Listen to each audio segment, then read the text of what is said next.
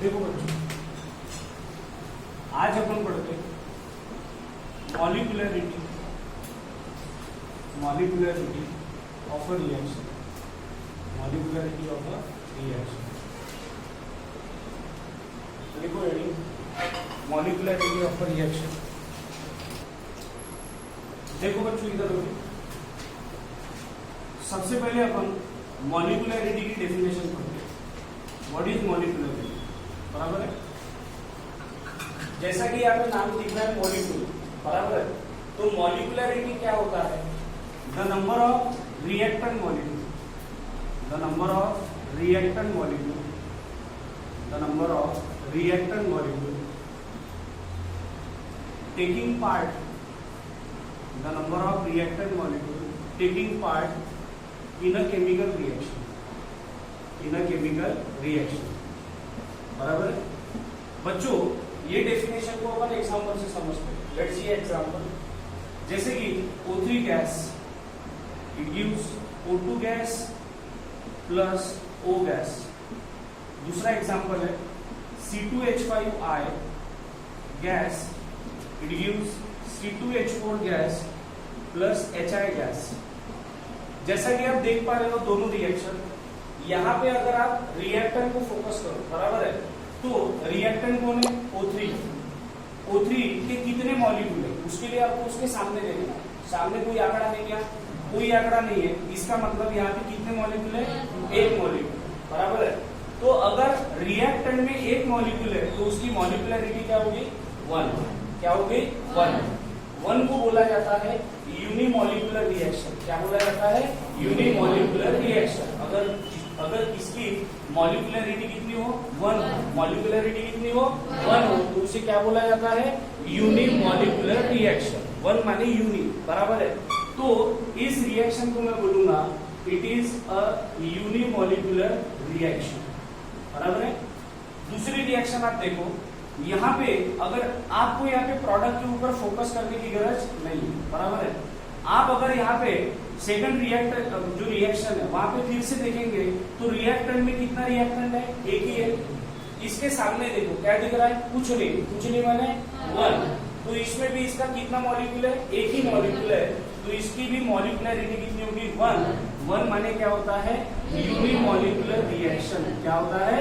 Unimolecular reaction. तो बच्चों यहां से ये प्रूफ होता है कि the number of reactant molecule, अपन ने किसको देखा? रिएक्टेंट के मॉलिक्यूल को देखा। अपन ने किसको देखा? रिएक्टेंट के मॉलिक्यूल को देखा। प्रोडक्ट के मॉलिक्यूल को देखा क्या? नहीं। तो रिएक्टेंट के कितने मॉलिक्यूल, रिएक्टेंट के कितने मॉलिक्यूल रिएक्शन में क्या ले रहे हैं? पार्टिसिपेट कर रहे हैं। कितने लोग पार्ट ले रहे हैं, बराबर है। उसी को अपन क्या बोलेंगे? मॉलिक्यूलरिटी। रिएक्टेंट के कितने मॉलिक्यूल है, that is called as molecularity. That is called as molecularity. तो बोलो the number of reactant molecule taking part in a chemical reaction. Chemical reaction में रिएक्टेंट के कितने मॉलिक्यूल है उसी को क्या बोलेंगे अपन? मॉलिक्यूलरिटी। बोलो फिर से एक बार, the number of reactant molecule taking part in a chemical reaction is called molecularity। जैसे पहले रिएक्शन में कितने रिएक्टेंट मॉलिक्यूल है? एक। मॉलिक्यूलरिटी 1। दूसरे रिएक्शन में कितने रिएक्टेंट मॉलिक्यूल है? 1। तो मॉलिक्यूलरिटी क्या होगी? 1। तो 1 का मतलब क्या होता है? यूनि। क्या होता है? यूनिमॉलिक्यूलर, बराबर है। 2 है तो क्या होगा? Bye molecular. 2 है तो क्या होगा? Bye molecular. 3 है तो क्या होगा? Try molecular. क्या होगा? Try molecular. समझ गया यहाँ तक? उसके बाद यहाँ तक लिख लेंगे अपन पहले, ठीक है।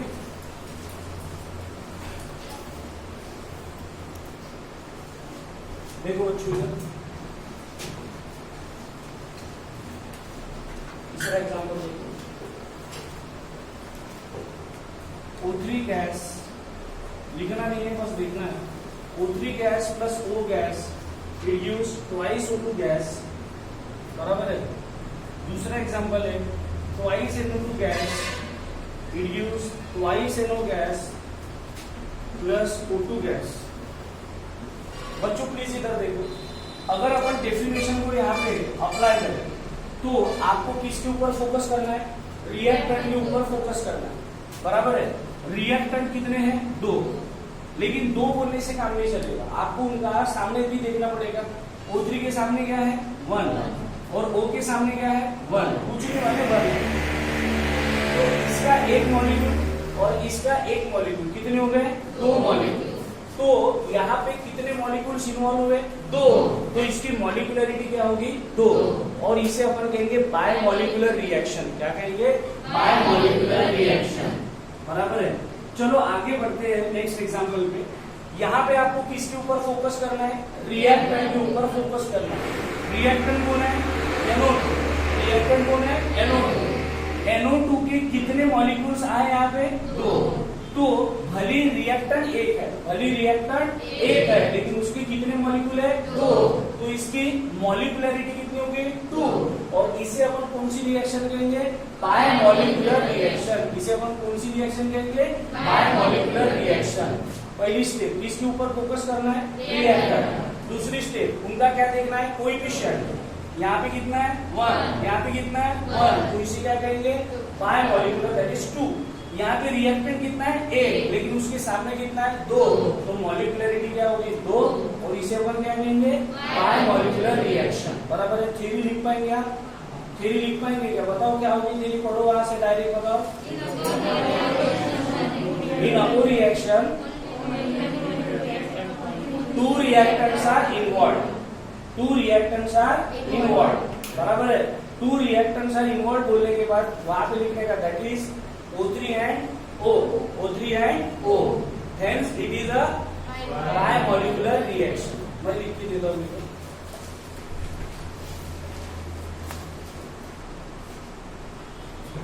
बच्चों आपको भी ये जानना जरूरी है कि एलिमेंटरी रिएक्शन किसे कहा जाता है और कॉम्प्लेक्स रिएक्शन किसे कहा जाता है, बराबर है। ये जानना बहुत जरूरी है अभी आपके लिए कि what is elementary reaction and what is complex reaction. बच्चों बड़ा आसान है, देखो इसका मीनिंग क्या होता है। अगर कोई रिएक्शन एक ही स्टेप में होती है, अगर कोई रिएक्शन एक ही स्टेप में होती है, या उसे अपन अलग अलग स्टेप में तोड़ नहीं सकते, समझ रहे क्या? अगर कोई रिएक्शन एक स्टेप माने एक लाइन में, समझ रहे क्या? अगर कोई रिएक्शन एक ही स्टेप में होती है या अपन उसे ब्रेक नहीं कर सकते, तो उसे क्या कहा जाता है? Elementary reaction. क्या कहा जाता है? Elementary reaction. तो सवाल ये आता है कि कॉम्प्लेक्स माने क्या? कॉम्प्लेक्स का जवाब आपको मैं देता हूँ।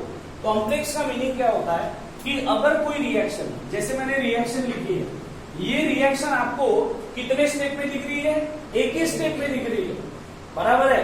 तो आपके मन में सवाल ये आएगा कि सर ये तो एलिमेंटरी रिएक्शन है, क्योंकि ये कितने स्टेप में हो रही है? एक स्टेप में।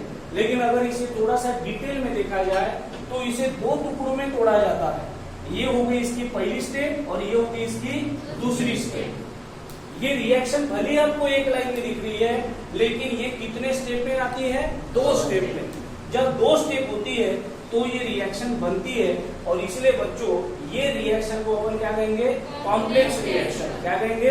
Complex reaction. बोलो, ऐसी रिएक्शन जो नंबर ऑफ स्टेप्स में होती है उसे बोलेंगे कॉम्प्लेक्स, और जो रिएक्शन एक ही स्टेप में होती है उसे क्या बोलेंगे? Elementary reaction. इसके टुकड़े किए क्या अपन ने? नहीं। इसके कितने टुकड़े हो गए? 2। तो ये रिएक्शन को अपन क्या कहेंगे? Complex reaction.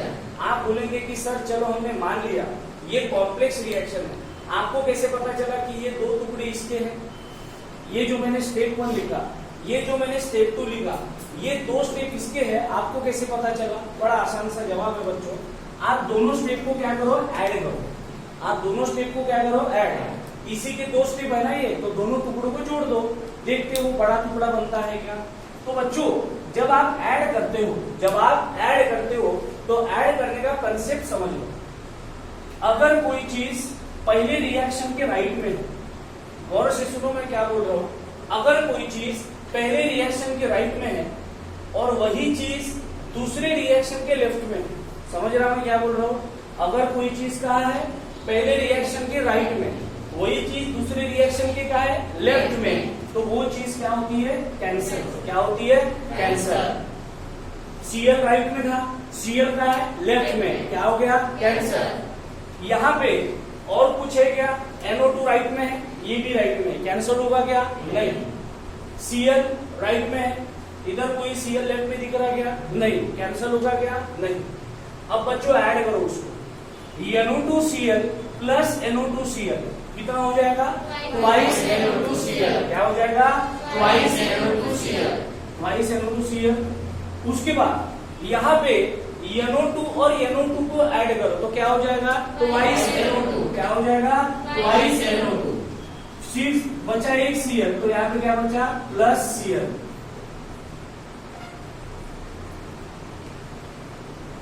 Cl plus Cl क्या हो गया? कैंसर है ना। अच्छा यहाँ पे Cl2 है, लिखने में मिस्टेक हो गई, क्योंकि देखो यहाँ पे दो स्मेल पड़ेंगे। एक मिनट ना, NO2Cl NO2 प्लस Cl है ना, NO2Cl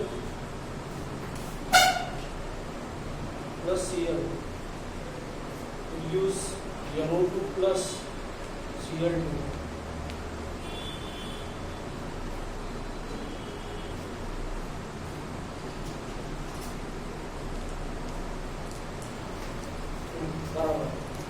तो बच्चों यहाँ पे Cl भी कितने बार आएगा? 2 बार। देखो कैसे, NO2 कितने बार है? 2 बार। तो NO2 कितने बार आया? 2 बार। Cl भी कितने बार है? 2 बार। तो Cl भी कितने बार आएगा? 2 बार। तो यहाँ पे हो गया Cl2। अभी अपन ने दोनों रिएक्शन को जब ऐड किया तो जो चीज अपने को मिली, क्या वो रिएक्शन ये वाली थी? ये वाली है, बराबर है। मतलब ये रिएक्शन को कितने टुकड़ों में बांटा गया है? 2 टुकड़ों में। तो जब किसी रिएक्शन के टुकड़े गिरते हैं, जब किसी रिएक्शन के टुकड़े गिरते हैं तो उस रिएक्शन को क्या बोला जाता है? Complex reaction. क्या बोला जाता है? Complex reaction. तो बड़ी सिंपल डेफिनेशन है, ये पेपर में नहीं आता है, बस आपको समझना होता है। तो बोलो, the reaction which takes place only in a single step that is called elementary reaction. The reaction which is broken into number of steps is called complex reaction. बराबर है?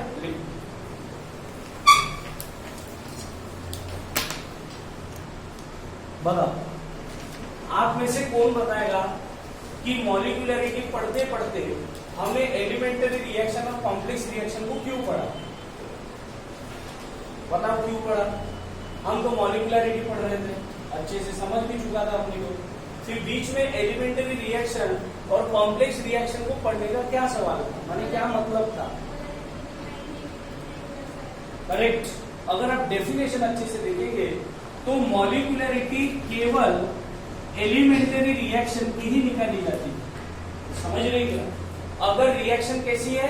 एलिमेंटरी, तभी उसी की अपन क्या निकाल सकते हैं? मॉलिक्यूलरिटी। मैंने अगर आपको पूछा कि बेटा इसकी मॉलिक्यूलरिटी बताओ, तो आप क्या बोलेंगे? सर 1। क्या है? 1।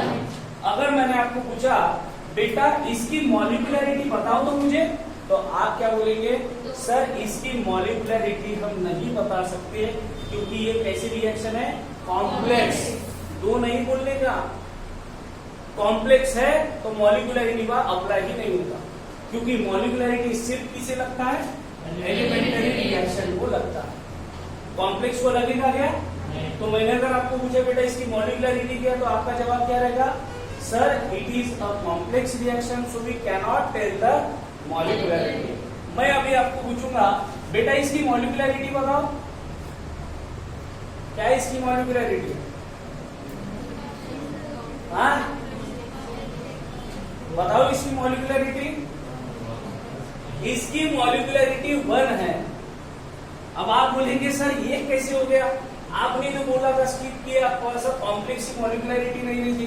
अबे लेकिन कॉम्प्लेक्स जब टूटता है ना, कॉम्प्लेक्स जब टूटता है तो जो स्टेप तैयार होती ना, वो कौन सी स्टेप रहती? एलिमेंटरी स्टेप रहती।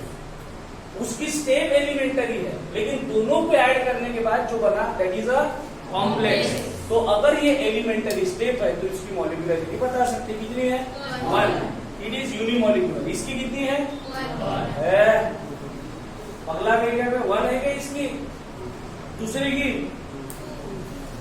इसका एक मॉलिक्यूल है और इसका एक मॉलिक्यूल। अबे कटा, लेकिन वो है ना वहां पे।